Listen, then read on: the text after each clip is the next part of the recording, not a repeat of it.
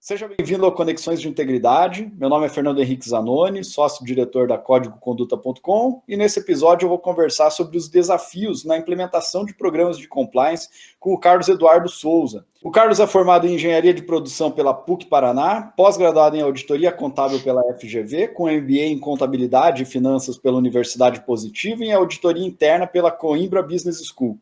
Atualmente ele é gerente de Compliance e SOX na Uninter, Centro Universitário Internacional, tendo atuado na área também em outras grandes empresas aqui da região de Curitiba. E aí, Carlos, tudo nos conformes?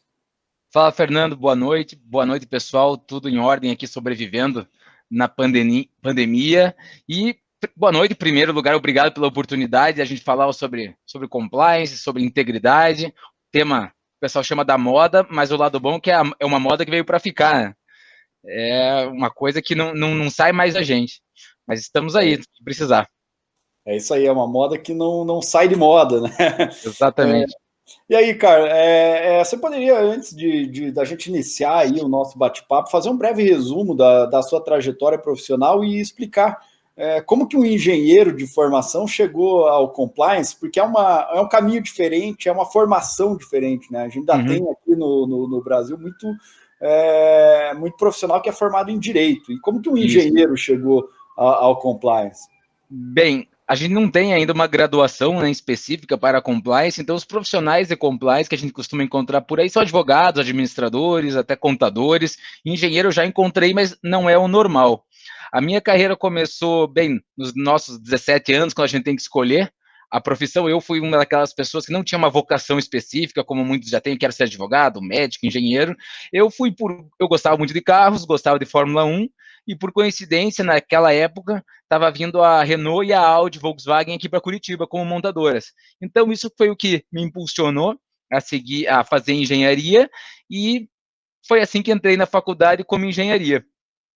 Não faria novamente, mas não me arrependo de ter feito. Acho que estudei coisas desnecessárias e não estudei coisas que me fazem falta, mas naquela época, final dos anos 90, era um pouco moda nessas empresas com programas de trainee que queriam engenheiros. Engenheiros eram um pouco a bola da vez, até para serviços diversos, mas engenheiro tinha essa prioridade. E foi numa desses programas de estágio que eu entrei no HSBC, no Banco HSBC, até aquele momento, um programa muito legal, que, fiz amizades que trago até hoje, e por uma coincidência, foi um sorteio entre outros estagiários, eu caí na área de processos, onde estava sendo implementado o SOX.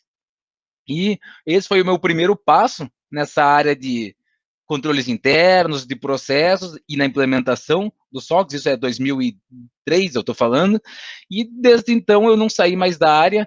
Passei por auditoria interna, por controles internos, depois na ExxonMobil, Ingersoll Rand, mudei de empresa, e eu costumo dizer que hoje de engenheiro mesmo é trocar o pneu do carro e se a roda não estiver muito apertada, senão a gente passa vergonha. Mas é mais ou menos assim que eu cheguei até essa área de compliance, fazendo uma história longa, uma história curta, é isso. Fiz diversos cursos na área nesses 15 anos, porque me faltavam alguns conhecimentos básicos, então fui indo atrás, a internet também ajudou, mas é mais ou menos assim que o engenheiro veio para a área de compliance e não me arrependo, é uma área que eu gosto bastante. Legal, eu sempre prezo eu sempre falo sobre a multidisciplinariedade do compliance, e quanto mais profissionais de outras áreas que não o direito atuem nessa área, a gente só tem a ganhar, as discussões são mais ricas, a vivência corporativa é totalmente diferente, uma visão totalmente diferente, e isso agrega demais, porque o advogado bem ou mal ainda está muito voltado para a questão normativa mesmo do compliance, e às vezes não tem muito tato até com questões mais operacionais mesmo, do dia a dia, né? Acaba burocratizando por vezes. É que muitas empresas, compliance e legal fica junto, né? Então, tem o head ou o gerente, o advogado, porque ele tem as duas funções. Agora, as empresas que já estão um pouco mais avançadas, que é separado, aí você pode abrir mão, porque você tem a tua área jurídica para te dar suporte numa possível causa trabalhista ou em alguma uma LGPD, então você tem essa área. Então, mas para empresas ainda menores, que as áreas juntas, ainda costuma ser mais o profissional de direito, mas tá indo cada vez mais, pela gente, como a gente vai em encontros, essas coisas, você vê a formação das pessoas, você vê que não são só advogados. Isso ajuda, né? Porque o compliance atua em toda a empresa. Todas as áreas têm o compliance, o contas a pagar tem que estar em compliance, o RH, a TI. Então, o próprio advogado, ele busca outros cursos, porque ele chega uma hora que ele está um pouco limitado. Então, compliance tem esse privilégio de ter diversos profissionais de diferentes áreas. Isso enriquece, né? É verdade. Eu acho que o que passou por um momento parecido talvez seja a área de controladoria, né? Que também veio nascendo, e hoje empresas menores já têm um controller. Eu acho que em breve, de repente, empresas menores também já vão ter a figura do compliance officer. Na empresa multinacional anterior que eu estava, eu respondia para o diretor financeiro com uma linha pontilhada para os SOX e compliance América Latina. Mas, assim, administrativamente era o financeiro, porque era SOX, e o SOX é muito ligado a relatórios financeiros, então eu ficava, aqui em Curitiba, eu ficava dentro da área financeira, minha caixinha. Não, perfeito. Carlos, a implementação de um programa de compliance, ela passa, né, por algumas fases, que seria o planejamento, a execução, o monitoramento daquelas ações que foram implementadas e uma ação que visa a melhoria contínua do sistema de gestão de compliance. Nesse sentido, naquelas organizações em que o conceito de compliance ainda não está muito maduro e os processos corporativos ainda dependem de avanços no que concerne aos controles internos, não me parece fazer sentido você lançar inúmeras novas normas de conduta em um mesmo momento e mudar as rotinas da organização de uma forma abrupta, e sim conceber esse processo de uma maneira mais gradual, né? Como engenheiro de formação, eu imagino que você tem um grande apreço, digamos assim, pela gestão de projetos, né? O project management, correto? Exato. E qual que seria o papel em todo esse processo, antes, durante e depois da implementação do programa de compliance, dessa gestão do projeto? Bem, você tem toda a razão. No caso do Grupo Ninter, o projeto Compliance foi lançado em 2019, mas já estamos no segundo ano. Quem fez todo o suporte, também toda a assessoria, foi o escritório Pironte Advogados, que você conhece, eu vi o doutor Eduardo já conversando com você, eu falo com ele toda semana, ainda eles continuam nos dando consultoria. Então, o projeto, esse pontapé inicial, foi através deles, e esse ano, quando nós lançamos o programa, eu recebi diversas mensagens, ou no corredor, o pessoal, mas por que você está lançando esse programa? Já não foi lançado ano passado, porque teve um coquetel? Daí eu explicava, não, realmente, foi lançado um projeto, seja ele qual for, ele tem início, meio e fim. Agora, foi no mês de abril, nós estamos finalizando o projeto com o escritório Pironde, estamos lançando o programa. O programa, ele não tem fim, ele veio para ficar. E cabe a nós fazermos essa manutenção, que agora, de acordo com a sua pergunta, como que a gente faz essa manutenção? Todas as áreas fazem parte do compliance, então você tem que estar monitorando se as coisas estão fazendo o seu malabarismo. Você vai, poxa, mas todas as áreas, o exemplo mais comum são as senhas de login. Todo mundo, numa empresa, num escritório, tem a sua senha de login, todos trabalham com computador, pelo menos da grande maioria, e temos aquela regra básica, todas as empresas, é proibido compartilhar senhas. E se você compartilhar, você já está violando uma regra que está nos códigos de conduta, então, seja você o primeiro assistente até o último presidente, é uma regra que se aplica a todos. Então, cabe ao compliance ficar monitorando. Tem o cartão corporativo, que é outro dilema de compliance, né? Outro case de compliance, que não tem quem não passou por um caso de fraude ou mau uso do cartão, que também diversas empresas, quem trabalha fora, principalmente, quem viaja muito. Então, tudo isso você tem que montar os seus KPIs e para monitorar, para ver se as coisas estão acontecendo como deveriam. Aí vem a parte da gestão de projetos. Então, eu venho trabalhando nisso agora na Uninder, como eu falei, a gente lançou em abril, mas já estamos trabalhando com KPIs justamente para possíveis certificações e outras oportunidades que a gente busca.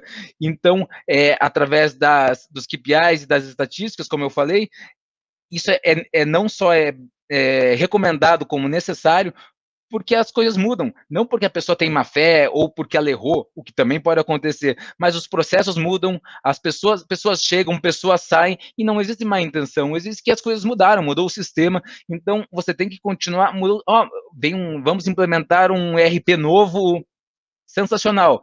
tudo bem. Só que vamos ver se ele nos atende, não é porque ele é melhor que ele às vezes esqueceu um ponto de controle que nós tínhamos automático e agora será manual, ou o contrário, será que o automático nos controla tudo aquilo que a gente precisa que controle? Então, talvez para você implementar o compliance, não, a gestão de projetos não se aplica. Agora, para manutenção, monitoria e até melhoria, é aquele controle manual que sempre dá problema, como eu falei, não por má fé, é por erro mesmo, porque são inúmeras transações, você trabalha com vendas numa grande empresa, que não são milhares de vendas por dia, você tem que ver se tudo ocorreu bem, você precisa de um RP forte. É um controle manual que o RP não faz, então vamos buscar uma melhoria. Através dos KPIs você vê, esse processo me dá muito problema, muito erro manual, vamos implementar. Então, essa gestão realmente talvez, sem querer, engenharia me trouxe, e tem outras ferramentas hoje em dia que a gente trabalha, que esses analytics que a gente chama, que já vai direto no erro,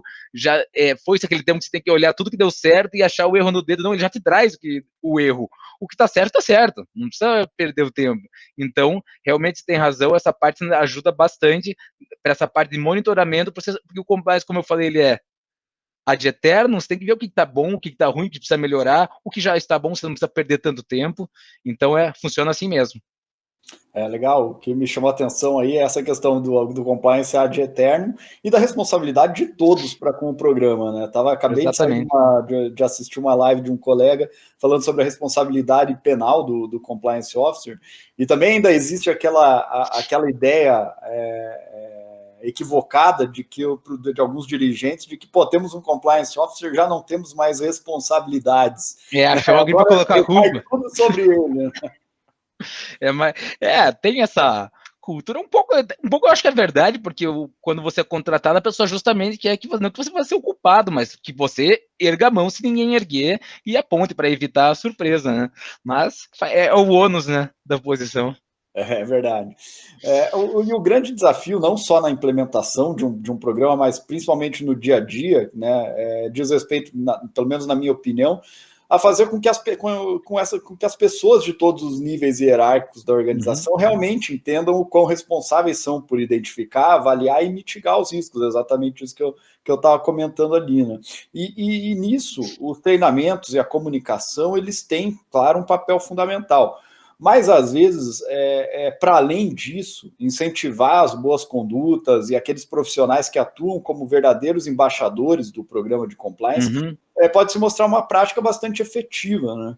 E há pouco mais de um ano nós conversávamos sobre o assunto, e você me mostrou, na época, uma experiência bastante interessante e muito bem sucedida nesse sentido. De incentivar as boas condutas. Você podia explicar como que se deu esse processo, quais foram os resultados que foram alcançados na época, e agora, nesse atual desafio profissional, agora na Uninter, tem planos para seguir com alguma iniciativa nesse sentido também? Essa foi uma iniciativa muito legal, foi um dos grandes conquistas da minha carreira, termos profissionais, assim, eu já dividi em algumas palestras e já fiz até coaching sobre isso para outras empresas, que não me custava nada, e é complexo, como a gente fala, se a pessoa levar do profissional para o pessoal, todos saímos ganhando nessa cultura. Mas o compliance costuma ter áreas muito enxutas das empresas. Uma ou duas pessoas mesmo em empresas grandes. Isso não é só por custo, mas a gente costuma dizer que é devido também à confidencialidade que essa área precisa. É tudo informação confidencial que pode impactar mal uma pessoa ou uma empresa, então você não pode ter muita gente, porque todo mundo tem um melhor amigo da empresa, todo mundo almoça com alguém, aquele melhor amigo que não vai contar para ninguém, então você se perde, é normal, não dá para dizer nem culpar. Então as estruturas costumam ser bem enxutas. A minha experiência com esses facilitadores, na verdade, nasceu de uma pesquisa de clima da empresa, onde eu estava analisando junto com o diretor financeiro, e a maioria dos analistas comentava que queria ter mais oportunidade, não queria sair da área financeira, mas gostaria de mudar, porque eram atividades operacionais, ali de fiscal, custos, etc. Então, na mesma época, eu tinha sido promovido, eu era gerente de SOX do Brasil, e tinha sido promovido para a América do Sul. Então, eu estava sambando um pouco, porque eu estava atrasando minhas responsabilidades, que tinha aumentado, e eu estava precisando de ajuda, mas, obviamente, não tinha recurso para contratar. Então, nós resolvemos chamar algumas pessoas para que elas trabalhassem como esses facilitadores. Na época, eu era responsável por auditoria interna, tinha muito testes que eu fazia, testes da auditoria. E tinha um teste muito simples, que era cara a crachá mesmo, mas que levavam muito tempo, que eram 25 amostras, 50 amostras. Então, o que a gente pensou em chamar essas pessoas para trabalharem comigo, porque eu fazia teste na empresa inteira. Então, elas teriam uma oportunidade de conhecer um pouco da empresa inteira. Então, para a gente chamar isso de uma forma, não como estou te gerando mais trabalho, mas estou te gerando uma oportunidade, eu fiz um convite no e-mail normal, um pouco trabalhadinho assim, ó, você quer novas oportunidades, novos desafios? Compareça no dia X, na sala Y, no horário Z, e você será bem-vindo. Ponto. Apenas isso. Só para a área financeira, porque eu pertencia à área financeira e somente para analistas, que a gente quis privilegiar as pessoas que estavam no começo de carreira, que não tinham outros benefícios que coordenadores, supervisores já tinham, então era focado em analistas. E no dia, nós éramos em 30 e poucas pessoas, apareceram 12, eu acho, 12 pessoas, para ver o que era. E eu contei para eles qual era o programa e não escondi. Falei, estou dando mais trabalho? Sim, estou dando mais trabalho, mas prometo que vocês terão benefícios. Eu não tinha nada de benefício aprovado, mas eu tinha algumas cartas na manga, mas eu não podia dizer, porque depois não dá certo, você decepciona as pessoas. Então, foi assim que eu treinei todas essas pessoas nesses testes mais simples, bem cara a crachá, aprovação de crédito, cadastro de fornecedores, se foi aprovado, se está com os dados, bem coisa simples, nada muito contábil ou muito que exigisse um conhecimento maior. E assim foi, e no primeiro ano eu consegui para essas pessoas alguns benefícios como brindes, que eu fui lá no marketing e pedi, consegui day off, almoço, happy hour, sair mais cedo alguns dias, então, tudo que não custava nada para a empresa, mas que trazia uma grande satisfação para as pessoas. Até que foi passando, a gente foi ganhando espaço, eu já responsável pela América do Sul, eu consegui que nas minhas idas a esses países, cada vez eu levava uma ou duas dessas pessoas. Aí o programa de testes ganhou fila de espera, porque todo mundo queria viagem internacional. Teve 2 pessoas que viajaram comigo, uma foi a mãe levar, que era mais nova, emocionada, outra estava andando de avião pela primeira vez. Então, tipo, foi muito recompensante para mim proporcionar isso e para as pessoas se desenvolverem também. Então, foi uma coisa que deu super certo, daí nós ganhamos prêmios lá na empresa, aqueles prêmios internos, corporativos, mas globais, de disseminar a cultura, de reduzir custo, de melhorar a pesquisa de clima, tanto que esse programa depois foi para o México, foi para alguns países da Canadá, Estados Unidos, na Europa ele tinha era outra estrutura, então não chegou a pegar, mas foi muito legal. Eu saí da empresa em dezembro de 2018 e as pessoas continuam lá e o projeto continua existindo. Os testers continuam, alguns mudaram, outros pararam, mas foi um case muito de sucesso. E o que, para mim, o que mais me ajudou foi que eu tinha olhos em diversos lugares da empresa. Então as pessoas já tinham intimidade, às vezes vinha para mim, fulano está querendo pagar uma conta com o dinheiro do caixinha. Pode? Eu acho que não, né? Eu realmente não pode, tem que colocar pedido de compra, tem que pedir aprovação. Outro vinha, ó, tem uns cambalachos lá que querem baixar uns ativos, achei estranho, porque no teste que eu fiz dizia que. Então, eu não tinha como saber, às vezes vai no dia a dia um gerente dá como você diz, uma carteirada e manda fazer, você faz. Então foi muito, tanto que o plano depois é expandir para outras áreas da empresa, para eu também ter olhos no RH, ter olhos no compras, mas acabou que as coisas mudaram, mas então foi, como eu falei, foi uma das grandes realizações minhas, e agora por causa da Uninter, até na minha entrevista, quando eu entrei lá, eu comentei, foi a mesma história, a estrutura enxuta, e queremos isso também, e a gente vai desenvolver, como eu entrei em fevereiro, e depois com a pandemia, acabei não conhecendo as pessoas, não tem como as pessoas de casa poderem fazer.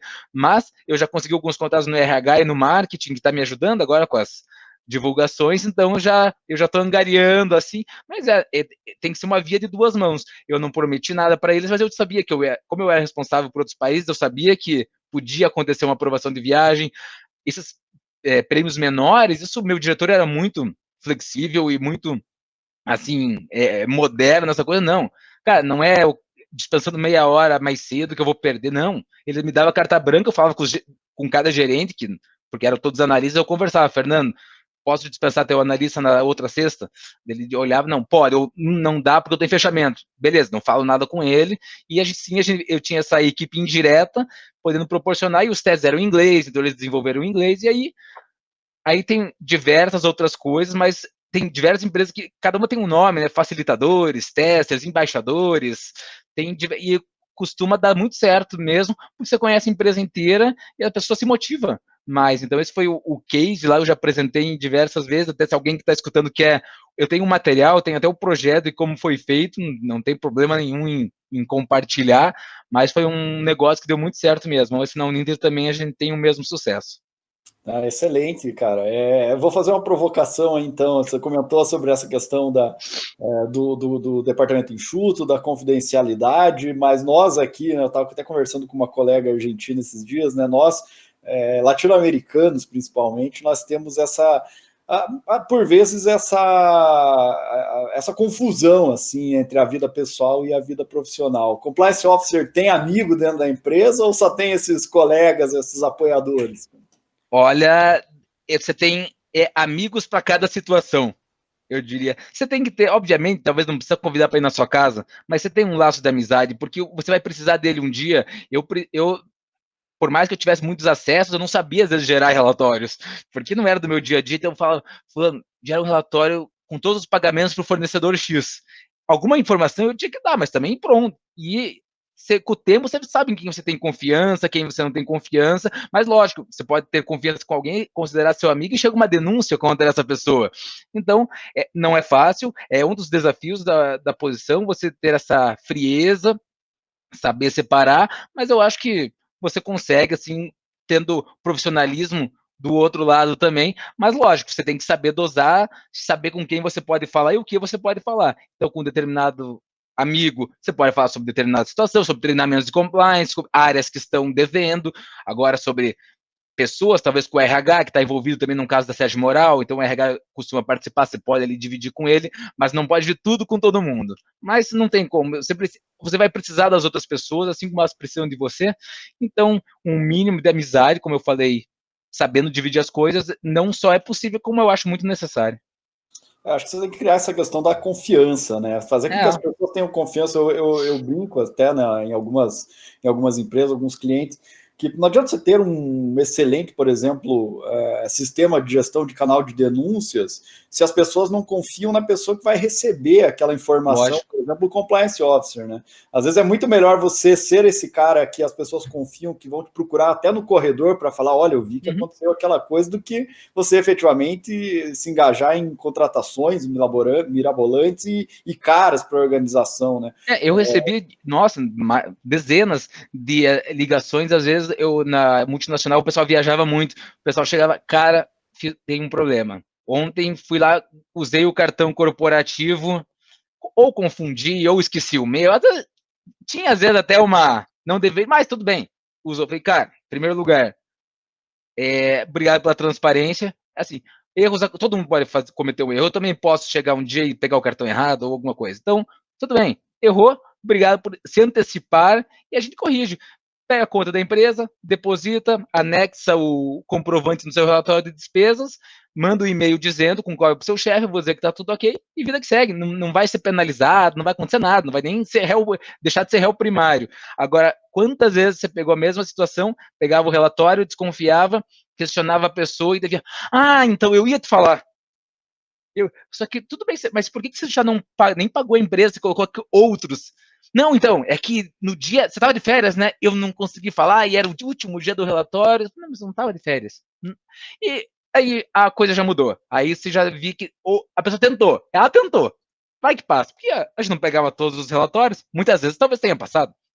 Então, você já olha com um olhar diferente. E tem aquele terceiro caso que mentiu, que ele colocou almoço com o Fernando da empresa tal e eu preciso de negócio, você vai ver, não, além do cara mentiu, é o terceiro pior caso, depois começa a mentir com reincidência, só vai piorando.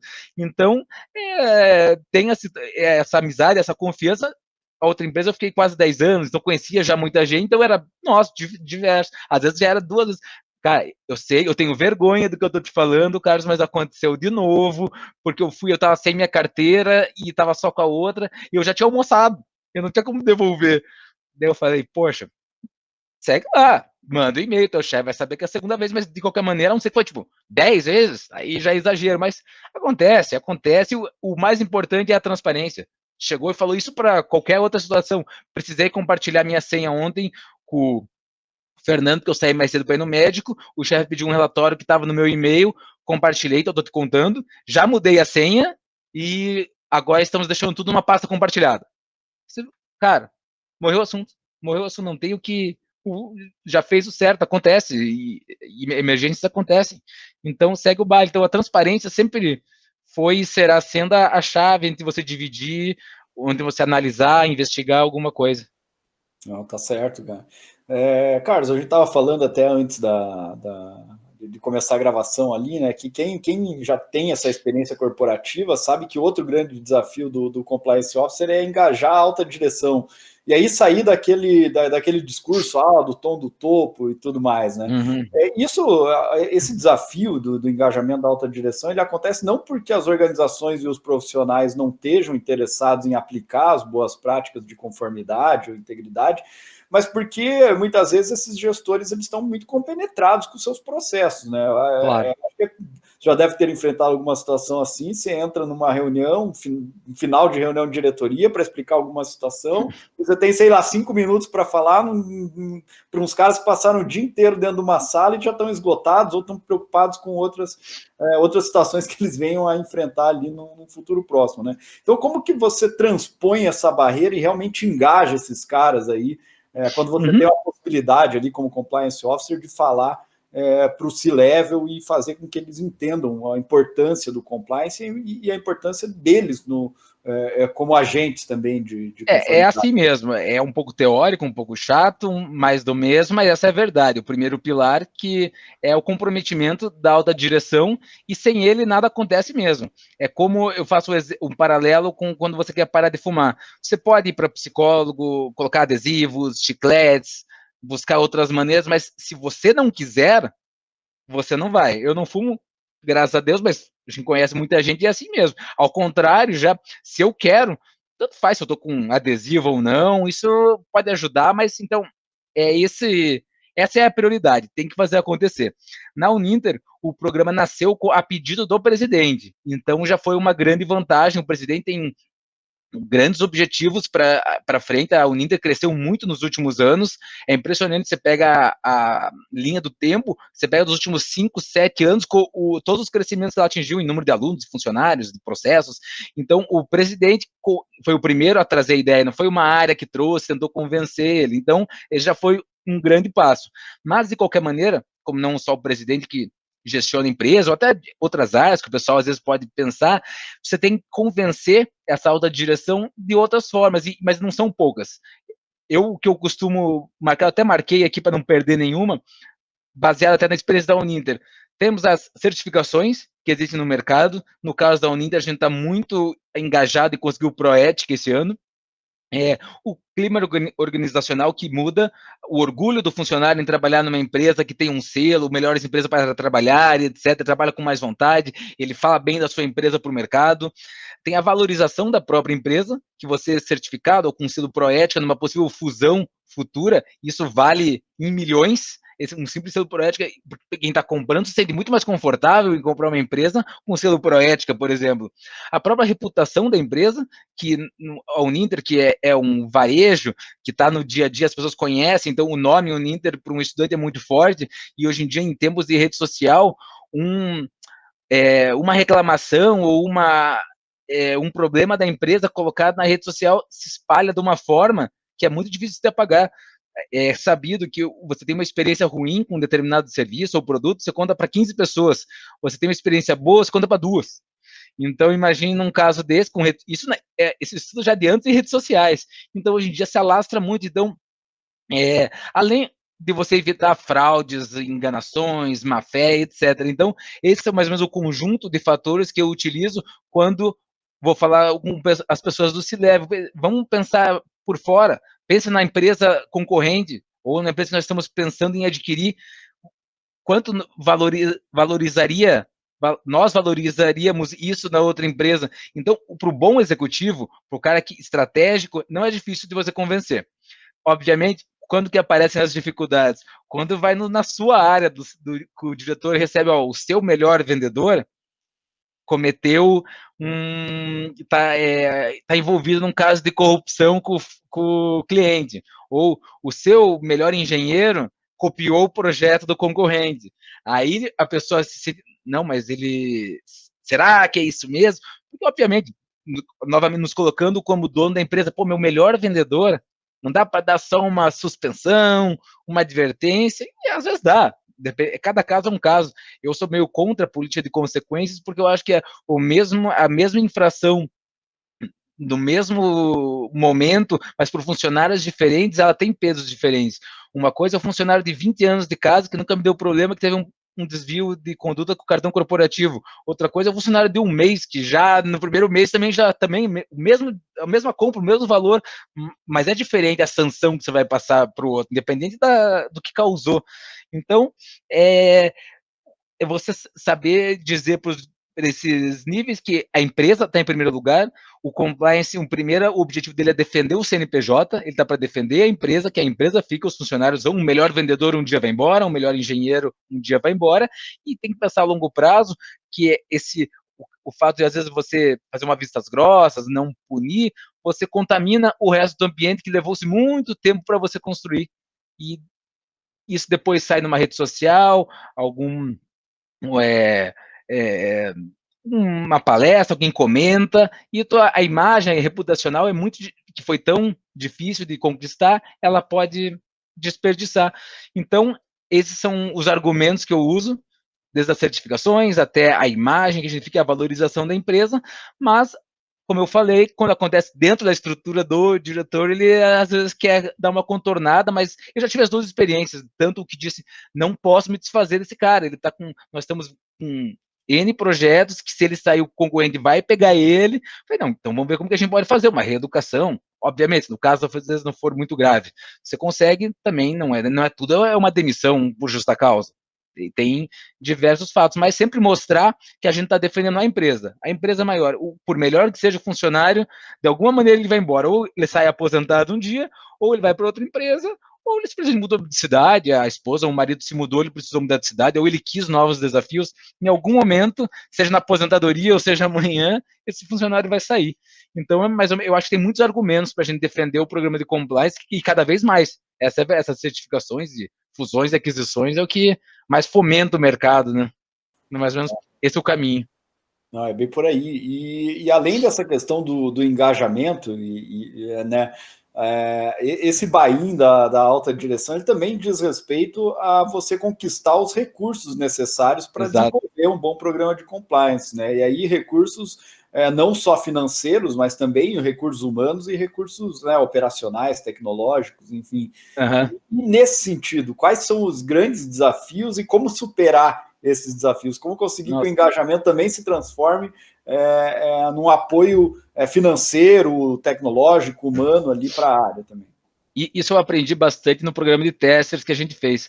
Como eu falei, a gente tinha 10, 12 pessoas mais ou menos, e entre 23, 30 anos. Então, o pessoal mais novo, que já nasceu com o celular quase que debaixo do braço, e muito antenado nessas novas tecnologias. Então, eu aprendi que existem diversas ferramentas na internet para tudo quanto é necessidade, e muitas delas grátis.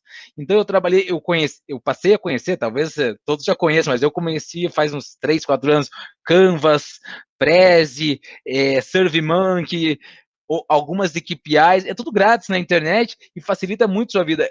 Eu trabalhei depois com SharePoint, mas antes que eu não tinha, era o SurveyMonkey para fazer pesquisas, para fazer KPIs, ou satisfação, ou qualquer relatório que você precisa através de uma pesquisa ou de indicadores. A versão grátis do Survey já te ajuda. Depois você joga para um Excel e trabalha como você quiser.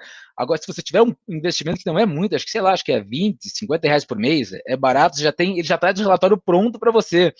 Canvas, da mesma forma, tem a versão paga, mas a versão grátis também você já consegue fazer muita coisa. O Prezi foi o que eu aprendi, com apresentações dinâmicas, você consegue fazer simulações. Então, é muita coisa grátis. Você tendo essa equipe, testers ou amigos um pouco mais jovens, essas redes que a gente costuma, grupos de WhatsApp que a gente tem diversos, você pergunta, pessoal, alguém tem algum aplicativo que me ajude a controle de despesas de cartão? Já tem que sai o relatório, sai os top 10, sai gráfico, e muitas vezes grátis. Então, eu tenho apostado muito nisso, em aplicativos e consultar os jovens. Os jovens já têm isso na palma da mão e isso tem mudado o mercado de trabalho, né? Quantas posições foram perdidas, mas também quem conhece, alguém tem que programar. Nasceram outras profissões também. Então, é uma maneira que eu encontrei, que eu recomendo. Qualquer necessidade que você tenha, vai num grupo do WhatsApp e pergunta, alguém tem um aplicativo ou ferramenta, ou até um sistema que trabalhe mais ou menos assim, você vai receber no mínimo 3 opções e aí você vê qual que se enquadra melhor. Essas aí têm me ajudado bastante.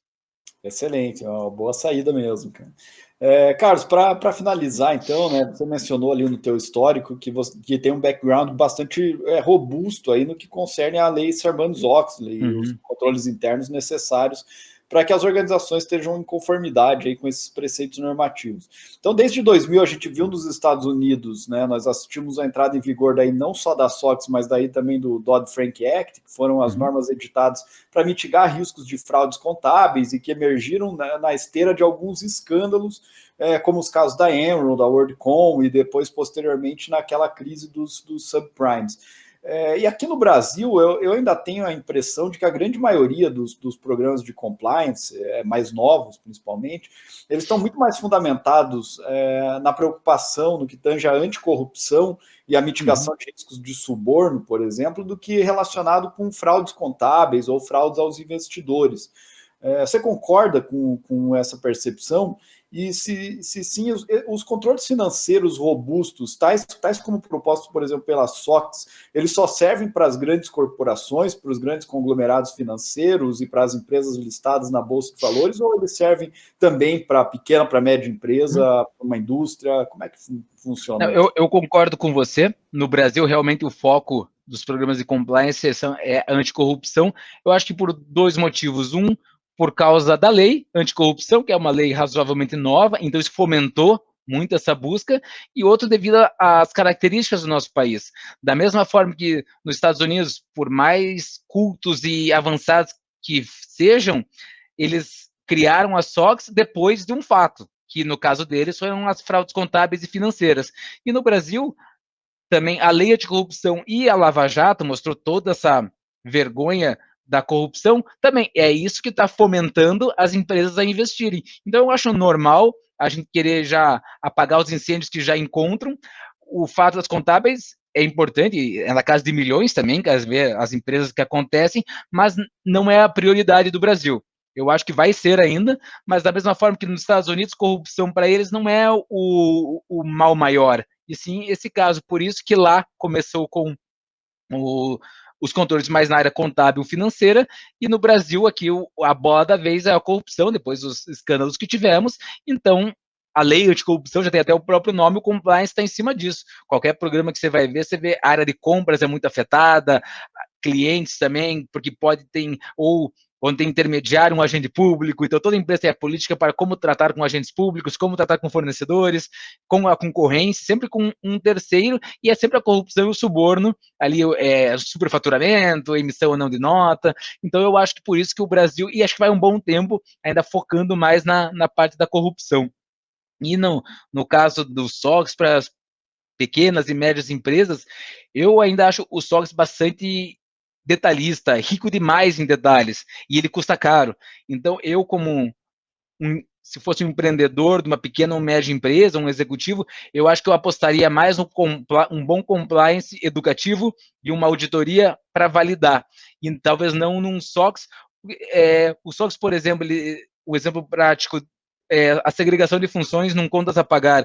Você precisa de alguém para cadastrar o fornecedor, um outro alguém para imputar o pagamento, um outro alguém para liberar, um outro alguém para aprovar e ainda, se possível, um auditor numa empresa que tem 2 pessoas no contas a pagar. Então, você vai ter que fazer esse malabarismo. Não, vou contratar 5 porque eu quero manter. Se você não tem ações em Bolsa de Nova York, se não tem assim, ansejos maiores que sejam mandatórios, você seguir um SOX da vida, você pode se basear, pega o que o SOX exige e vê o que eu posso fazer. Mas eu ainda acho que o compliance é cultural, é educativo. Eu costumo dizer algumas palestras que é como talvez 20 anos atrás, se nós dois estivéssemos tendo uma reunião numa sala, não virtual, um de nós pudesse estar fumando, e seria normal, ninguém se incomodaria 15 anos atrás, 10 anos atrás, nós não estaríamos fumando, mas teria uma placa nos corredores dizendo não fume. Hoje, eu não estou fumando, você não está, e mesmo presencialmente, se um de nós quisesse fumar, se levantaria, iria para fora, fumaria e voltaria, e tudo seria normal. Você não acenderia um cigarro sem ao menos perguntar, porque é cultural, a gente já emprega cinto de segurança no carro. Você acha que somos da mesma geração? Eu ia para a escola brigando com a minha irmã no banco de trás e pulando por da frente. Minha mãe tinha uma Brasília sem encosto para a cabeça e, graças a Deus, nunca aconteceu nada. Hoje em dia, se você entra no carro e não põe o cinto, você se sente assim mal, senão não tem que colocar. Então, é cultural não fumar, colocar o cinto, e o compliance também é. Então, você talvez estabelecendo isso na tua empresa, vai ter menos casos que você via se preocupar com controles internos. Mas, claro, como eu falei, não existe só a má fé, existe o erro, a necessidade, a pressão. Então, eu acho que uma auditoria para pequenas e médias empresas seria suficiente. Eu não sei se eu sou a pessoa ideal para sugerir, mas é assim que eu vejo para pequenas e médias empresas, talvez o SOC seja demasiado complicado. Não, legal. Carlos, obrigado aí por ter aceito o convite. Foi muito bom aí o nosso bate-papo. Foi bastante Valeu. prático aí nessas tuas experiências de implantação de programa, de monitoramento dos programas de compliance. Eu deixo aí um espaço para você deixar um recado final. Valeu. Agradecer a oportunidade, pois quando precisar, quizás e no futuro seja presencialmente, a gente possa se encontrar. Acho que já estamos nos finalmente. E a mensagem que eu deixo é o que eu sempre falo sobre o pessoal pergunta o que é compliance, como que é, o que você trabalha. Até minha mãe pergunta às vezes o que é o compliance, e sem entrar em termos técnicos, definições e conceitos, o compliance eu digo que é trabalhar da maneira correta e, se tudo der certo, deixando um mundo melhor para os nossos filhos, que é o que a gente busca quando seu próximo pai da vez, aí você vai ver que nossos objetivos mudam, o que a gente mais quer é que eles não passem os mesmos problemas que a gente, e o compliance é a integridade, é você não enganar o outro, você não querer passar o outro para trás. Então, poxa, se nós pudermos deixar o mundo um pouco melhor para os nossos filhos, disseminando essa cultura, eu acho que a nossa missão como profissional da área será cumprida. Mas muito obrigado pelo convite. Excelente, Carlos. Até a próxima, então. Um abraço. Valeu, um abraço.